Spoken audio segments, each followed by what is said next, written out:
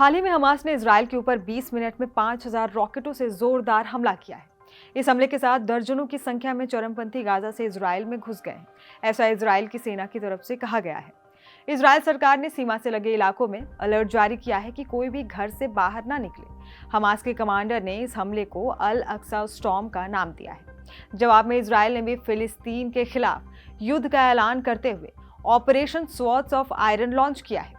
इस समय इजराइल की एयरफोर्स गाजा पट्टी पर हेवी बॉम्बिंग कर रही है। अब आइए जानते हैं कि Gaza strip, West Bank, Golan Heights और जेरूसलम का झगड़ा क्या है, जिसके लिए मिडिल ईस्ट काफी लंबे समय से सुलग रहा है। मिस्र और इजराइल के बीच भूमध्य सागरीय तट पर अवस्थित गाजा पट्टी 225 वर्ग किलोमीटर में फैला हुआ है। फिलिस्तीनी क्षेत्र है जिस पर लगभग 20 लाख लोग रहते हैं। ये सभी लोग प्रथम अरब इजराइल युद्ध के शरणार्थी और उसके वंशज हैं।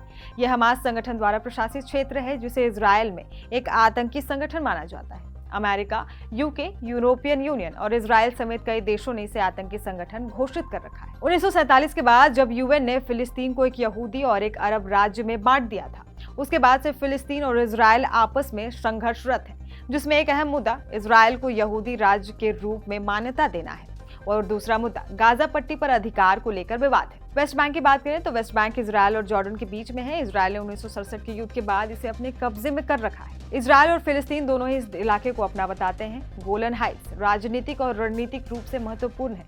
ये इलाका सीरिया का एक पठार है। 1967 के बाद से ही इस पर इजराइल का कब्जा है। इस इलाके में कब्जे के विवाद को लेकर कई बार शांति वार्ता की कोशिशें हो चुकी है, लेकिन कोई सफलता हाथ नहीं लगी। अब आइए जानते हैं क्या है जेरूसलम और अल अक्सा मस्जिद।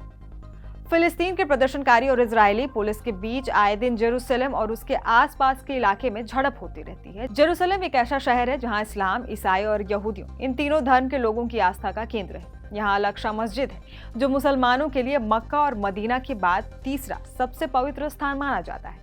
इसी तरह ईसाइयों के लिए भी जेरूसलम सबसे पवित्र स्थलों में से एक है। यहाँ the Church of the Holy Sepulchre है। मान्यता है कि ईसा मसीह को यहीं पर सूली पर चढ़ाया गया था और यहीं फिर से वो जीवित भी हुए थे। यहूदियों की ये भी मान्यता है कि यहाँ की वेस्टर्न वॉल उनके पवित्र मंदिर का अवशेष है।